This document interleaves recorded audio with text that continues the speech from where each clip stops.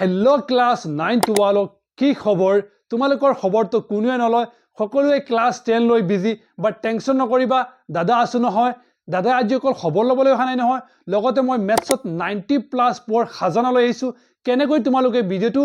লাষ্টলৈকে চোৱা যিসকল লোক মোৰ চেনেলত প্ৰথমবাৰৰ বাবে আহিছা সিহঁতক মই মোৰ ইন্ট্ৰডাকশ্যনটো দি দিওঁ মোৰ নাম হ'ল MD আজাদ মই এজন মেথছ টিচাৰ হয় আৰু মই প্ৰায় 10,000+ ষ্টুডেণ্টৰ লগত কানেক্ট হৈ আছোঁ থ্ৰু অনলাইন এণ্ড অফলাইন আৰু মই এটা কথা নটিচ কৰিছোঁ যে বহুতো ষ্টুডেণ্টে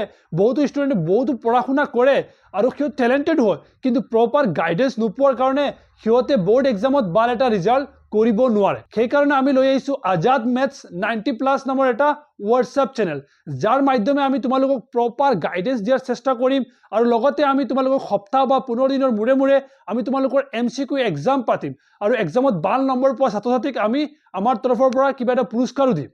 আৰু কি হ'ল জানে কি আজিকালি নিউ পেটাৰ্ণ হোৱাৰ কাৰণে ছাত্ৰ ছাত্ৰীসকলে MCQ খিনি সলভ কৰিব নোৱাৰে সিহঁতে বুজি নাপায় কেনেকৈ সলভ কৰিব গতিকে আমি কি কৰিম আমি সদায় কুইজৰ নিচিনা 3টা বা 4টা MCQs এই চেনেলটোত আপলোড কৰিম আৰু লগতে মই আনসাৰখিনি এক্সপ্লেইনো লিখি দিম তোমাৰ আৰু এনেকৈ যেতিয়া তোমালোকে সলভ কৰি